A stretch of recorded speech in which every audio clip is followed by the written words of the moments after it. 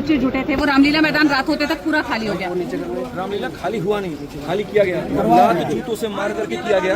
Police के भेष में सिविल वाले पहन करके आए थे, सिविल वर्दी पहन करके, जो पुलिस होते हैं, पैंट उनकी वही थी जो पुलिस की होती है। शर्ट उन्होंने यहाँ पर व्हाइट पहन रखे थे और आकर के लड़कियों को लड़कों को मारना शुरू कर दिया, ताकि वो ये दिखा दे कि इनके आपस का दंगा फंसा है। और बाद में ये बोलते नहीं तो आपस में भिड़ गए। मैं कहता हूँ अगर मानो दो लोग आपस में भिड़ते हैं तो एक ही ग्रुप क्यों अरेस्ट हो रहा है, दूसरा क्यों नहीं हुआ? वो लोग कहाँ हैं जो हमारे साथ लोग? तो ये पूरी तरीके से इसको खत्म करने की प्लानिंग थी, जहाँ पर मेरा पूरा शर्ट भी फट गया, सब लोगों को चोटें भी आई, बटन भी नहीं है सर का। हाँ, लड़कियों को भी काफी ज्यादा चोट आया। ये तरीका था कि बस इसको खत्म करो। और सरकार भी इस बात को जानती है कि जिस दिन भारत में किसी भी जगह पर इतना बड़ी संख्या में युवा अगर इकट्ठा हो गया तो सिस्टम हिल जाएगा तो हिल जाएगा। लेकिन सवाल ये पूछा जा रहा है कि जब आपको प्रोटेस्ट करने की परमिशन शाम के 5 बजे तक की थी, आप प्रोटेस्ट ऑर्गेनाइज करवा रहे थे, तो आपने ये क्यों मेक श्योर नहीं किया कि 5 बजे के बाद वहाँ पर कोई जुटान न हो? जो स्टूडेंट्स जिनको आपने अपील की कि वो यहाँ तक आए, उनके लिए कोई व्यवस्था हो। आप ये बात एक तरफा कैसे कह सकते हैं कि हम प्रोटेस्ट कर रहे थे और सरकार हमारा प्रोटेस्ट खत्म करवाना चाह रही है? अगर मान लीजिए 5 बजे तक आपका परमिशन है, 3 बजे से ही ये सारी बातें अंदर से आनी शुरू हो गई थी कि दिल्ली पुलिस ने जो सोचा था बच्चों का, वो सिर्फ ये सोचा था कि दिल्ली के ही बच्चे होंगे। उनको ये नहीं पता था कि बाहर के राज्य के बच्चे होंगे। तो बाहर के राज्य के बच्चे भी काफ़ी भारी संख्या में आते हैं। होम मिनिस्ट्री में लगभग 3-4 बजे से ही फोन आना शुरू हो जाता है इनके पास में कि किसी भी तरीके से कल के कर इनका खत्म करो। 5 बजे के बाद ये निकल जाएंगे, 5 बजे बाद ये अपने घर चले जाएंगे। रात में सब घर पे सो रहे होंगे कि सुबह उठ के आना है, और सुबह ऐसा कर देंगे कि बैरिकेड टाइट कर देंगे, एंट्री नहीं देंगे। और ये काम ये 3 बजे से करना शुरू कर देते हैं। जो लोग पानी पीने के लिए बाहर निकलते हैं तो बैरक लगा देते हैं, वो अंदर नहीं आ सकते। और ऐसा ये होना शुरू हो जाता है, तो वो बहुत स्ट्रॉन्ग माइंड से जाता है। बच्चों में ये क्या हो जाता है कि अगर हम लोग उठ गए तो कल तो कर नहीं पाएंगे, तो इसलिए उठना ही नहीं। मानता हूँ कि ये गलत है, 5 बजे के परमिशन के बाद में 5 बजे के बाद बैठना ये गलत है। लेकिन आप अगर प्रोटेस्ट करते हैं, धरना देते, तो आप हर चीज़ सही नाप करके नहीं कर सकते। गलत तो ये भी है जो एडीक्यूटी कर रही है, गलत वो भी है जो एसएससी कर रही है। इतने सवाल अगर कर रहे हैं तो आप चेयरमैन से साहब जा करके पूछो कि यहाँ पर कितनी गलतियाँ उसने की। आदित्य जी, एक मिनट, लोग ये पूछना चाह रहे हैं, जो आम दर्शक ये वीडियो देख रहे हैं, उनके मन में ये सवाल है कि आखिर ऐसा क्या हो रहा है, क्यों आए दिन एसएससी के खिलाफ प्रोटेस्ट हो रहे हैं? अभी 31 जुलाई को हुआ था, अभी उस बात को महीना भर नहीं हुआ है कि फिर प्रोटेस्ट के लिए लोग सड़कों पर आ गए। मेन डिमांड क्या है? आज का जो 2 दिन का प्रोटेस्ट रामलीला मैदान में हुआ, इसकी मेन डिमांड्स क्या थी? हमारे 3 डिमांड्स थे। एसएससी पॉइंट ऑफ व्यू से भी बताते हैं और बाकी परीक्षाओं के पॉइंट ऑफ व्यू से बताते हैं। जिस दिन से ये नया वेंडर सेलेक्ट हुआ है, उस दिन से हर 10-15 दिन के बाद में कोई ना कोई एक पेपर हो रहा है। तो लोगों को लगता है 10-10 दिन में कोई उपटता कहला है, क्योंकि 10-10 दिन में पेपर होता है और हर पेपर में नई नई तरह की परेशानी आती है। जैसे फेज 13 में जब पेपर हुआ तो 500 किलोमीटर दूर सेंटर भेजे गए। अंडमान निकोबार में सेंटर भेजा गया। कुछ सेंटर्स तो ऐसे थे जहाँ आप जा नहीं सकते, जंगल झाड़ में सेंटर था, नीचे आटा चक्की है, गाय का तबेला है और ऊपर सेंटर है। ये सारी परेशानी उसमें आती है। सर्वर के इश्यूज आते हैं, 20-20 मिनट तक बच्चे का पेपर ऑन ब्लैंक रह जाता है। चलो ये सारी की सारी बातें जब मिनिस्टर से कहते हैं तो वो कहते हैं अगले में सुधार कर देंगे। स्टेनो में फिर से 500 किलोमीटर दूर सेंटर आता है। 79% लोगों को ही उनके 3 प्रेफरेंस वाले स्लॉट मिल पाते हैं, 21% लोगों को नहीं मिलता है। और एवरेज दूरी जो रहती है वो 280 किलोमीटर की होती है। इतनी दूरी से उनको दूर भेजा जाता है। अब पहला ये पॉइंट। दूसरा, उसके बाद में स्टेनो में ये कहा गया कोई सर्वर इशू नहीं होगा, सर्वर इशू होता है। तीसरा, आप स्टेनो में देख लीजिए, नई बीमारी निकल के आती है। रीजनिंग के अंदर में यहाँ पर गणित के सवाल पूछे जाते हैं, जबकि गणित सिलेबस में नहीं होता। तो क्यों बच्चा परेशान होगा? क्यों हर किसी बात को सवाल नहीं करेगा सिस्टम से? ऑप्शंस ऐसे हैं भूले वाले, क्वेश्चन और ऑप्शन मैच नहीं करते। 13 की परीक्षा से स्टूडेंट्स परेशान थे। उसमें भी एडुकेटेड के पास टेंडर था। उसके बाद आप कह रहे हैं कि स्टेनो, और अब आप लोग प्रोटेस्ट कर रहे हैं कि जो सीजीएल का एग्जाम होने वाला है उसमें ऐसी गड़बड़ी ना हो। तो इसलिए पहला मांग हमारा ये था कि एडिक्यूटी हटाओ।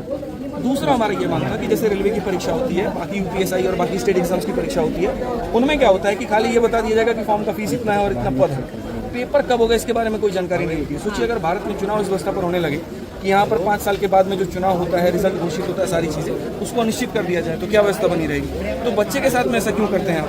2014 का पेपर जा करके आप 2022 में बिहार एसएससी का पेपर लेते हैं। यही हाल झारखंड का है, यही हाल रेलवे का है, यही हाल यहाँ पर बाकी सभी परीक्षाओं का है। तो बस एक ऐसा कैलेंडर हो जिसमें डेट फिक्स हो, जिसमें हो कि प्री हम इतने टाइम में कराएंगे, आप एक की जगह 1.5 साल ले लो, फर्क नहीं पड़ता है, लेकिन सही समय तरीके से आप कराइए जो बच्चा हक रखता है। एक आखिरी सवाल, आरोप ये लग रहे हैं कि जो अलग अलग प्रोटेस्ट ऑर्गेनाइज किए जा रहे हैं, चाहे वो 31 जुलाई को हो या 24 अगस्त को हो रहा हो, ये टीचर्स के बीच में आपसी रंजिश का भी मामला है कि पिछले प्रोटेस्ट में किसी और टीचर को फुटेज मिल गया, इस वाले प्रोटेस्ट से कोई और टीचर अटेंशन लेना चाह रहे हैं, और ये टीचर्स बच्चों को टूल की तरह इस्तेमाल कर रहे हैं। जो उनका बेस है, जिनको वो पढ़ाते हैं, जिनके ऊपर उनका इन्फ्लुएंस है, उनको बोल रहे हैं कि यहाँ दिल्ली आइए, अलग अलग राज्यों से आइए, और उनके लिए वो प्रॉपर व्यवस्था तक नहीं कर रहे हैं। मैम हर किसी की सोचने की मानसिकता अलग होती है। अगर कोई बदलाव के नज़रिए से देखता है तो वो ये बारे में सोचता नहीं है, और कोई अगर टीआरपी के नज़रिए से देखता है तो इसके बारे में, इसके अलावा कुछ और वो सोच भी नहीं सकता। अब बाकी लोग क्या सोचते हैं इसके बारे में मैं नहीं कह सकता हूँ।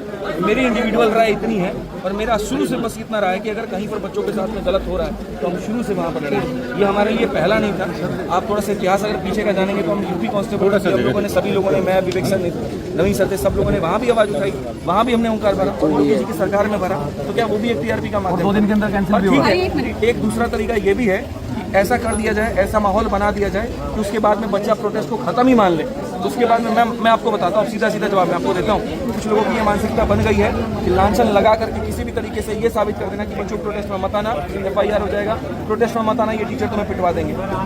बस बच्चे थे उनको छोड़ दिया गया। और किसने छोड़ा बताइए? अभी सारे शिक्षकों ने जाकर के छोड़ा। एक बजे हमने फोन किया सर को, जबरदस्ती की बातें हैं। मैं एक चीज़ बोलना चाहूँगा, बिहार से हम लोग बिहार से आए हैं, और मेरा एक ही बात है, ये सब लोग परमिशन पे एक मिनट ना, थोड़ा दूर हटेंगे आपने, थोड़ा गैप आदमियों को ही होल्ड रहने देंगे और उसमें आप ही लोग की बात करेंगे और आप लोग भी कवर करेंगे। जैसे कुछ बच्चों के डिमांड्स में होंगे, कुछ टीचर भी कह रहे हैं कि परमिशन नहीं था। मैम खाली हमको ये बता दूं कि SSC और रेलवे को किसने परमिशन दिया बच्चों के साथ गलत करने को? और अगर परमिशन लेके रोड पे आंदोलन होगा ना तो आज देश आज़ाद नहीं होता। अंग्रेज कभी परमिशन नहीं देते। सत्ता के खिलाफ अगर आवाज उठानी है ना तो उसके लिए परमिशन की जरूरत नहीं है, उसके लिए जोर से चिल्लाने की जरूरत है।